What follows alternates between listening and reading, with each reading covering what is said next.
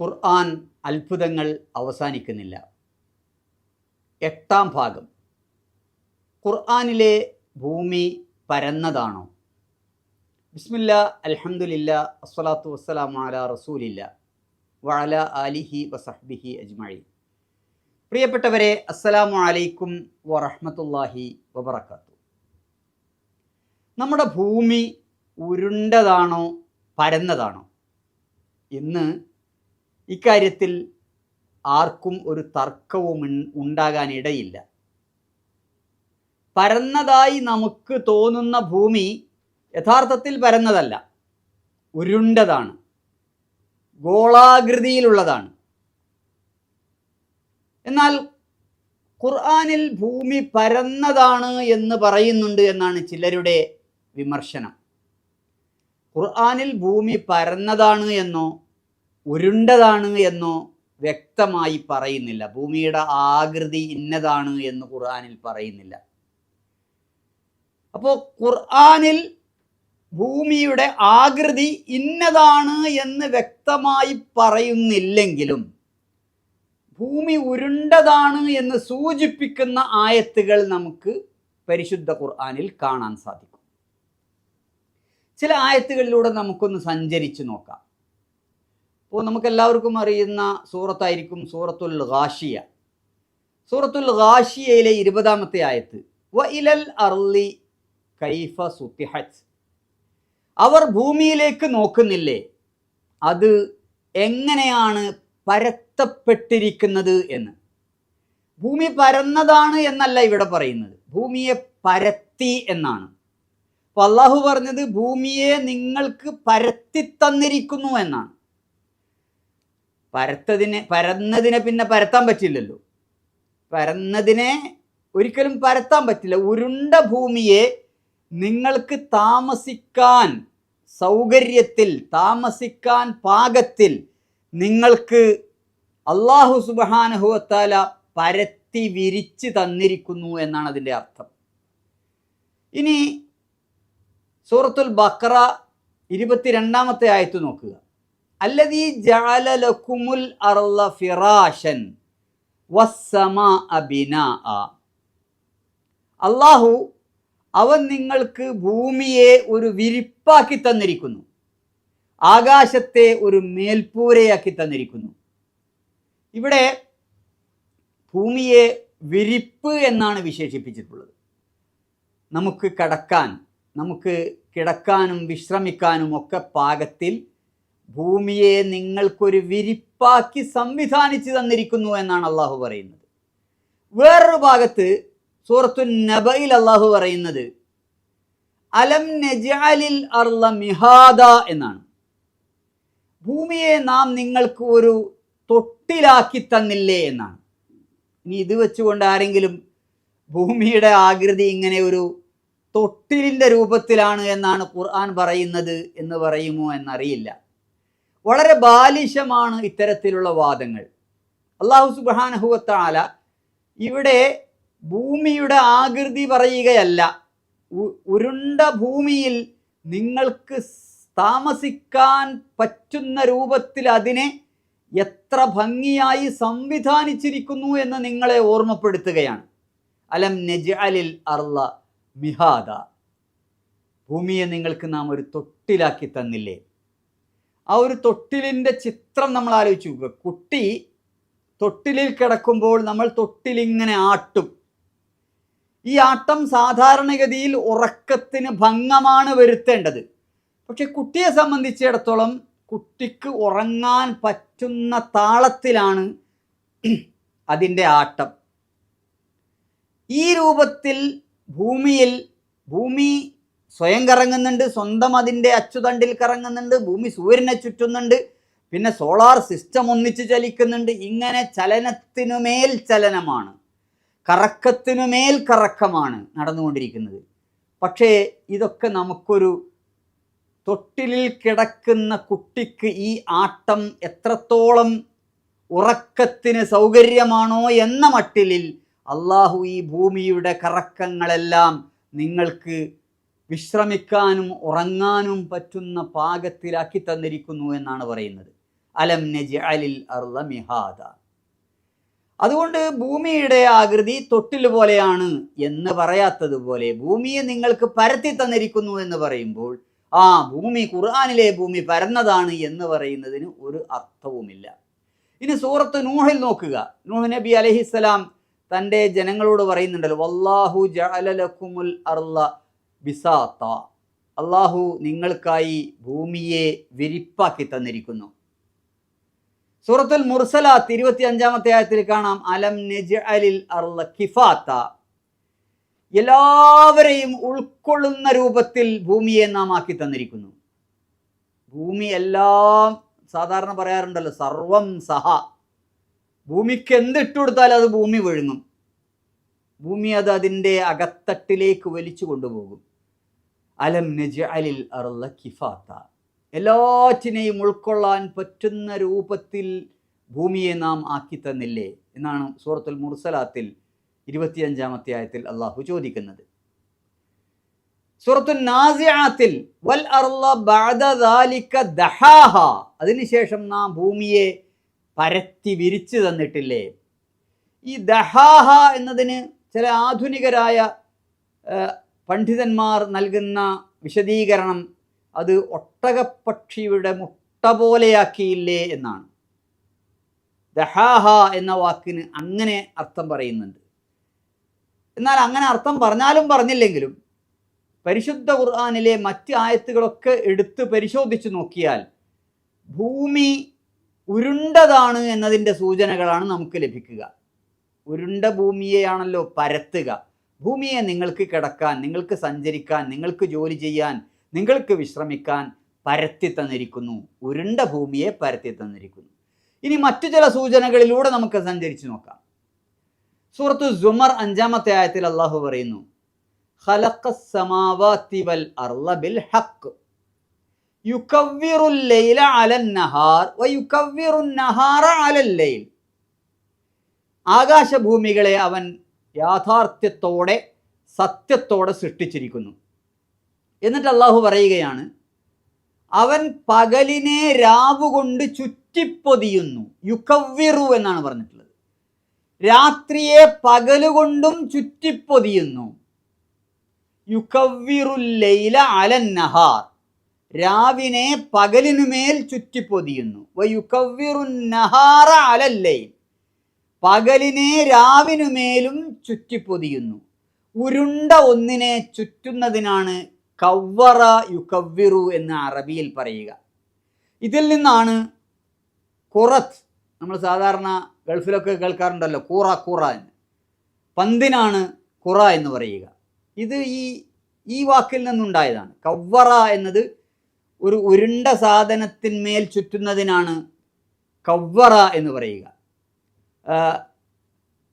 തുകവ്വിറുൽ അമാമ എന്ന് പറയും. ഈ തലയിൽ തലപ്പാവ് ചുറ്റിക്കെട്ടുന്നതിനാണ് തക്വീറുൽ അമാമ എന്ന് പറയുക. അപ്പോൾ തക്വീറുൽ അമാമ എന്ന് പറഞ്ഞാൽ ഈ തലയിൽ ഷാള് അല്ലെങ്കിൽ തലയെക്കെട്ട് ചുറ്റുക എന്നാണ്. അപ്പോൾ അള്ളാഹു സുബ്ഹാനഹു വ തആല ഇവിടെ പറഞ്ഞിട്ടുള്ളത് യുകവ്വിറു എന്ന പദമാണ്. അത് രാവിനെയും പകലിനെയും വിശേഷിപ്പിക്കാൻ വേണ്ടി രാപ്പകലുകൾ വരുന്നത് എങ്ങനെയാണ് ഇപ്പോൾ നമുക്കറിയാം. ഭൂമി കറങ്ങുന്നത് കൊണ്ടാണ് രാപ്പകലുകൾ ഉണ്ടാകുന്നത്. അതിനെക്കുറിച്ച് അള്ളാഹു സുബ്ഹാനഹു വ തആല പറഞ്ഞത് യുകവ്വിറുൽ ലൈല അലൻ നഹാരി വയുകവ്വിറുൻ നഹാറ അലൽ ലൈൽ, രാവിനെ പകലിനുമേൽ ചുറ്റുന്നു, പകലിനെ രാവിനുമേൽ ചുറ്റുന്നു. ഇത് ഭൂമി ഇങ്ങനെ കറങ്ങുമ്പോൾ രാപ്പകലുകൾ ഉണ്ടാകുന്നതിന് എത്ര കൃത്യമായും മനോഹരമായിട്ടുമാണ് അള്ളാഹു സൂറത്തു സുമർ 5-ാമത്തെ ആയത്തിൽ ചിത്രീകരിച്ചിരിക്കുന്നത് എന്ന് കാണുക. ഇനി സൂറത്തു ലുഖ്മാൻ 29-ാമത്തെ ആയത്തിൽ നോക്കുക. അലം തറ അന്നല്ലാഹ യൂലിജുൽ ലൈല ഫിന്നഹാർ വയൂലിജുൻ നഹാറ ഫിൽ ലൈൽ. അള്ളാഹു സുബ്ഹാനഹു വ തആല രാവിനെ പകലിലേക്ക് പ്രവേശിപ്പിച്ചിരിക്കുന്നത് നീ കണ്ടില്ലേ? പകലിനെ രാവിലേക്കും കടത്തിവിട്ടിരിക്കുന്നത് നീ കണ്ടില്ലേ? ഇവിടെ പ്രയോഗിച്ചിരിക്കുന്ന വാക്ക് യൂലിജു എന്നാണ്.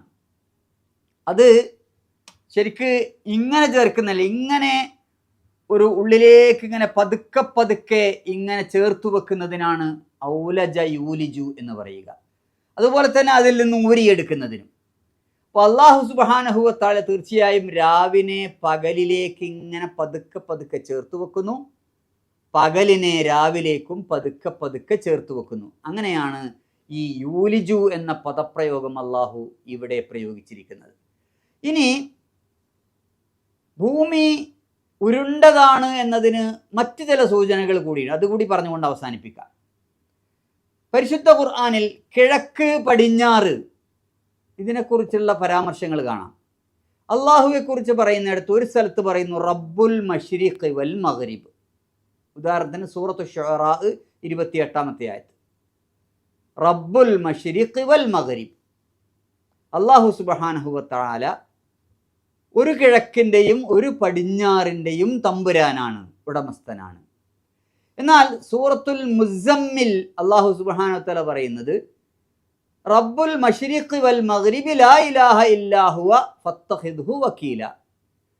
അള്ളാഹു ഒരു കിഴക്കിൻ്റെയും ഒരു പടിഞ്ഞാറിൻ്റെയും റബ്ബാണ്, തമ്പുരാനാണ്. അവനെ അള്ളാഹുവെ നിങ്ങൾ വക്കീലായി സ്വീകരിക്കുക. ഇനി സൂറത്തുർ റഹ്മാനിലേക്ക് വരുമ്പോൾ 18-ാമത്തെ ആയത്തിൽ അള്ളാഹു പറയുന്നത് രണ്ട് കിഴക്ക് രണ്ട് പടിഞ്ഞാറ് എന്നാണ്. റബ്ബുൽ മശ്രിഖൈനി വ റബ്ബുൽ മഗ്രിബൈൻ ഫബിഅയ്യി ആലാഇ റബ്ബികുമാ തുകദ്ദിബാൻ. സൂറത്തുർ റഹ്മാനിലെ 17-ാമത്തെ ആയത്ത്. റബ്ബുൽ മശ്രിഖൈനി വ റബ്ബുൽ മഗ്രിബൈൻ, രണ്ട് കിഴക്കിൻ്റെയും രണ്ട് പടിഞ്ഞാറിൻ്റെയും ഉടമസ്ഥൻ, രണ്ട് ഉദയസ്ഥാനത്തിൻ്റെയും രണ്ട് അസ്തമയ സ്ഥാനത്തിൻ്റെയും റബ്ബ് എന്നാണ് അള്ളാഹു പറഞ്ഞിട്ടുള്ളത്. ഇത് ഉരുണ്ട ഒരു ഗോളത്തിനല്ലാതെ രണ്ട് ഉദയസ്ഥാനവും രണ്ട് അസ്തമയ സ്ഥാനവും ഉണ്ടാവില്ല. ഇപ്പം നമുക്കെല്ലാവർക്കും അറിയുന്നത് പോലെ ഭൂമി ഉരുണ്ടിട്ടാണ് ഒരേ സമയം ഒരു ഭാഗത്ത് ഉദയവും മറ്റൊരു ഭാഗത്ത് അസ്തമയവും നടക്കും.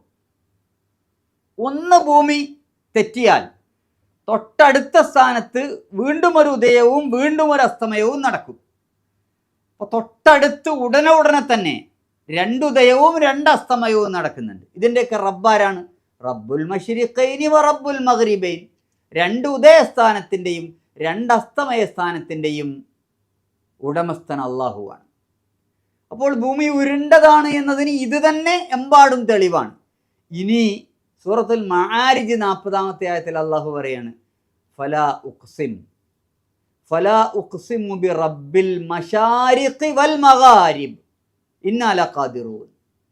ഒന്നും രണ്ടും മൂന്നുമല്ല, അനേകം ഉദയസ്ഥാനങ്ങളും അനേകം അസ്തമയ സ്ഥാനങ്ങളും. പരന്നിട്ടാണ് ഭൂമിയെങ്കിൽ ഒരു ഉദയവും ഒരു അസ്തമയവുമേ ഉണ്ടാവൂ. പക്ഷേ രണ്ടുദയവും രണ്ടസ്തമയവും എന്ന് പറഞ്ഞതുപോലെ തന്നെ അനേകം ഉദയങ്ങളും അനേകം അസ്തമയങ്ങളും. ഫലാ ഉഖ്സിമു ബി റബ്ബിൽ മശാരിഖി വൽ മഗാരിബ്. ഫലാ വേണ്ട, അല്ല, ഉഖ്സിമു ബി റബ്ബിൽ മശാരിഖി വൽ മഗാരിബ്. ധാരാളം ഉദയസ്ഥാനത്തിൻ്റെയും ധാരാളം അസ്തമയ സ്ഥാനത്തിൻ്റെയും ഉടമസ്ഥനായ അള്ളാഹുവിനെ കൊണ്ട് തന്നെ ഞാൻ സത്യം ചെയ്യുന്നു. ഇന്നാ ലഖാദിറൂൻ, നാം എല്ലാം കഴിവുള്ളവനാണ്. അപ്പോൾ ഒന്ന് ആലോചിച്ച് നോക്കുക, പരിശുദ്ധ ഖുർആനിലെ ഈ വാക്കുകളെല്ലാം അസ്തമയസ്ഥാനങ്ങൾ, ഉദയസ്ഥാനങ്ങൾ. അപ്പോൾ ഭൂമി ഉരുണ്ടതാകുമ്പോഴേ ധാരാളം ഉദയസ്ഥാനങ്ങളും ധാരാളം അസ്തമയ സ്ഥാനങ്ങളും ഉണ്ടാവുകയുള്ളൂ. ഓരോ മിനിറ്റിലും ഓരോ സെക്കൻഡിലും സൂര്യൻ ഉദിക്കുകയും അസ്തമിക്കുകയും ചെയ്തുകൊണ്ടിരിക്കുന്നുണ്ട്. ഭൂമിയെ മൊത്തം പരിശോധിച്ച് നോക്കുമ്പോൾ ധാരാളം അസ്തമയങ്ങളും ധാരാളം ഉദയങ്ങളും കാണാം. CE 1519 കോമൺ എറ 1519 മെഗല്ലൻ്റെ സമുദ്രയാത്ര നടക്കുന്നത്. ആ സമുദ്രയാത്ര നടക്കുന്നതിനും വർഷങ്ങൾക്ക് മുമ്പേ 11-ാം നൂറ്റാണ്ടിൽ ഭൂമി ഗോളാകൃതിയിലാണെന്നതിൽ മുസ്ലിം പണ്ഡിതന്മാർക്കിടയിൽ തർക്കമില്ല എന്ന് പ്രസ്താവിച്ച പണ്ഡിതന്മാരെ നമുക്ക് കാണാം. ഇബ്നു ഹസം നമുക്ക് പരിചയമുള്ള കേട്ടിട്ടുള്ള പണ്ഡിതനാണ്. 10-ാം നൂറ്റാണ്ടിലും 11-ാം നൂറ്റാണ്ടിലുമായിട്ട് ജീവിച്ച പണ്ഡിതനാണ്. ആ ജീവിച്ച പ്രമുഖ പണ്ഡിതൻ പറഞ്ഞിട്ടുണ്ട്, ഭൂമി ഗോളാകൃതിയിലാണ് എന്ന് ഇസ്ലാമിക പണ്ഡിതന്മാർക്ക് ആർക്കും അഭിപ്രായ വ്യത്യാസമില്ല എന്ന്. 12-13 നൂറ്റാണ്ടുകളിൽ ജീവിച്ച പ്രമുഖ ഇസ്ലാമിക പണ്ഡിതനാണ് ഇമാം റാസി. അദ്ദേഹത്തിൻ്റെ ഖുർആൻ വിഖ്യാതമായ ഖുർആൻ വ്യാഖ്യാന ഗ്രന്ഥത്തിൽ കാണാം. അദ്ദേഹത്തിൻ്റെ പ്രസിദ്ധമായ ഖുർആൻ വ്യാഖ്യാന ഗ്രന്ഥമാണ് തഫ്സീറുൽ കബീർ. അതിൽ ഭൂമിക്ക് ഗോളാകൃതിയാണ് എന്ന് അദ്ദേഹം രേഖപ്പെടുത്തിയിരിക്കുന്നു. ഇനി കുറച്ചുകൂടെ മുന്നോട്ട് പോയ 13-14 നൂറ്റാണ്ടുകളിൽ ജീവിച്ച മഹാപണ്ഡിതനാണ് ഷെയ്ഖുൽ ഇസ്ലാം ഇബ്നു തൈമിയ. അദ്ദേഹത്തിൻ്റെ കൃതികളിലും ഈ രാപ്പകലുകളെക്കുറിച്ച് ഖുർആൻ പ്രതിപാദിക്കുന്ന സൂക്തങ്ങൾ വെച്ചുകൊണ്ട് ഭൂമി ഗോളാകൃതിയിലാണ് എന്ന് അദ്ദേഹം വ്യക്തമാക്കിയിട്ടുണ്ട്. പറഞ്ഞു വന്നത് ഈ 10, 11, 12, 13 നൂറ്റാണ്ടുകളിലെയൊക്കെ പണ്ഡിതന്മാർ അവർ ഖുർആൻ വെച്ചിട്ട് ഭൂമി ഗോളാകൃതിയിലാണ് എന്ന് പറഞ്ഞതായി കാണാം. 10-ാം നൂറ്റാണ്ടിലെ മറ്റൊരു അത്ഭുതം കൂടി കാണുക.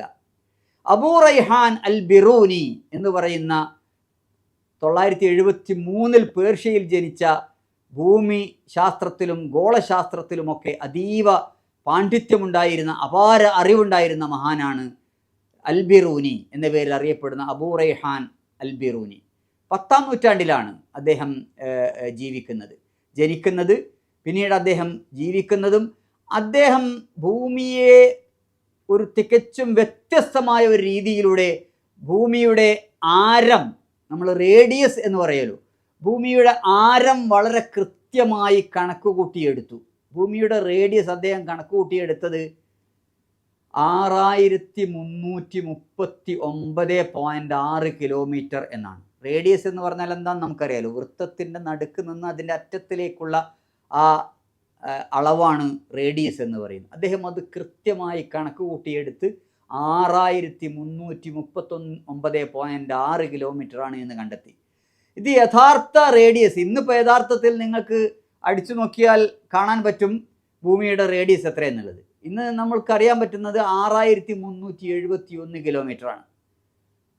അദ്ദേഹം കണ്ടെത്തിയത്, അഥവാ 10-ാം നൂറ്റാണ്ടിൽ അദ്ദേഹം കണ്ടെത്തിയത് 6339.6 കിലോമീറ്റർ എന്നാണ്. ഇന്ന് യഥാർത്ഥത്തിലുള്ള റേഡിയസ്, ഭൂമിയുടെ റേഡിയസ് 6371. വളരെ അടുത്താണ് ഇത് നിൽക്കുന്നത്. അദ്ദേഹത്തിൻ്റെ കാൽക്കുലേഷൻ എത്രത്തോളം കൃത്യമായിരുന്നു. ആ മഹാശാസ്ത്രജ്ഞൻ്റെ അൽ ബിറൂനിയുടെ സ്മരണക്കായി നാസ ചന്ദ്രനിലെ ഒരു ഗർത്തത്തിന് അദ്ദേഹത്തിൻ്റെ പേര് നൽകിയിട്ടുണ്ട്. ആ ഗർത്തത്തിൻ്റെ പേര് അൽ ബിറൂനി ഗർത്തം എന്നാണ്. ലൂനാർ ക്രാറ്റർ അൽ ബിറൂനി എന്ന്. പരിശുദ്ധ ഖുർആൻ ഭൂമിയെക്കുറിച്ച് പറഞ്ഞിട്ടുള്ള കാര്യങ്ങൾ പഠിച്ചിട്ടാണ് ഇവർക്ക് ഇങ്ങനെ ഭൂമിയുടെ അളവെടുക്കാനും ഭൂമി ഉരുണ്ടതാണെന്ന് പറയാനും ഒക്കെ സാധിച്ചത്. എത്ര കൃത്യമാണ് പരിശുദ്ധ ഖുർആനിലെ ഓരോ പ്രയോഗങ്ങളും എന്ന് ആലോചിച്ച് നോക്കുക. ഖുർആനിൽ ഭൂമി ഉരുണ്ടതാണെന്നോ പരന്നതാണെന്നോ പറയുന്നില്ല. പക്ഷെ ഖുർആനിലെ ആയത്തുകളിലെ സൂചനകളിൽ നിന്ന് നമുക്ക് മനസ്സിലാക്കാൻ കഴിയുന്നത് ഭൂമി ഉരുണ്ടതാണ് എന്നും ഇത് 10-ാം നൂറ്റാണ്ടിലും 11-ാം നൂറ്റാണ്ടിലും 12-ാം നൂറ്റാണ്ടിലും ഒക്കെ എന്ന് പറഞ്ഞാൽ റസൂലുള്ളാഹി സ്വല്ലല്ലാഹു അലൈഹി വസല്ലം വഫാത്തായി ഒരു 3-4-5 നൂറ്റാണ്ടൊക്കെ കഴിയുന്നതിന് മുമ്പേ ഖുർആൻ പഠിച്ച് ഭൂമി ഉരുണ്ടതാണ് എന്നും ഗോളരൂപത്തിലാണ് എന്നും പണ്ഡിതന്മാർക്ക് കണ്ടെത്താനും പറയാനും ഒക്കെ സാധിച്ചു. അതിനൊക്കെ എത്രയോ കാലം കഴിഞ്ഞിട്ടാണ് ഭൂമി ഉരുണ്ടതാണെന്നും പിന്നീട് മാഗല്ലൻ കപ്പൽ യാത്ര നടത്തി ഭൂമി ഉരുണ്ടതാണെന്ന് തെളിയിച്ചതൊക്കെ. പരിശുദ്ധ ഖുർആനിലെ ഈ ഓരോ ആയത്തുകളും എത്ര കൃത്യവും വ്യക്തവുമാണ് എന്ന് നമുക്ക് മനസ്സിലാക്കാൻ കഴിയും. അല്ലാഹു സുബ്ഹാനഹു വ തആല അനുഗ്രഹിക്കുമാറാകട്ടെ. വാഖിറു ദഅവാന അനിൽ ഹംദുലില്ലാഹി റബ്ബിൽ ആലമീൻ. അസ്സലാമു അലൈക്കും വറഹ്മത്തുള്ളാഹി വബറകാതുഹു.